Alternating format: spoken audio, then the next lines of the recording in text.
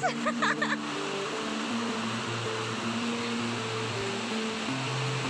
Oh, gawat deh banyune. Ya Allah, kayak gini. Update APG Semeru yang terjadi pada hari ini.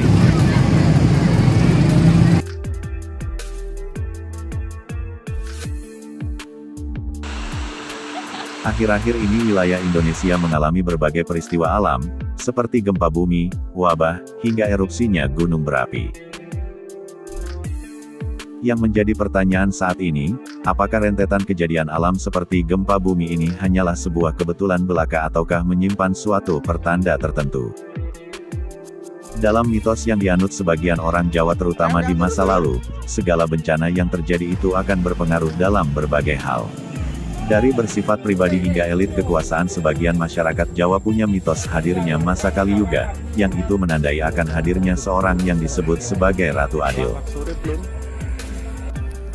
Kala itu seperti dalam suluk dalang, keadaan masyarakat dan lingkungannya amburadul, gunung-gunung meletus, banjir, kelaparan, wabah, air sungai mengalir ke hulu dan lain sebagainya.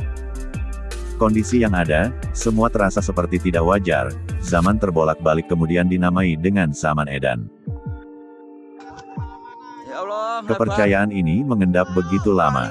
Wabah diare menyebar, konflik sudah mulai meletup di tingkat elit kekuasaan dan gunung api meletus. Yang paling dahsyat adalah ketika Gunung Tambora meletus. Setelah itu persis beberapa tahun terakhir sebelum Perang Jawa, Gunung Merapi pun meletus. Tidak hanya soal bencana, sebagian orang Jawa pun punya kepercayaannya akan mitos tanda-tanda alam. Misalnya menjelang meletusnya PKI, yang kala itu didahului oleh munculnya fenomena di langit pada malam hari yakni lintang kemukus atau bintang berekor yang dalam dunia modern disebut dengan komet Halley. Kemudian terjadi fenomena bulan berkalung cahaya melingkar keputihan, sebelum terjadi huru-hara lengsernya Pak Harto dari kekuasaan. Yang terakhir misalnya ada yang mengaitkan terjadinya gerhana bulan berdarah yang mengikuti dan ditafsirkan menjadi penanda sebelum munculnya bencana gempa bumi dahsyat di Cianjur.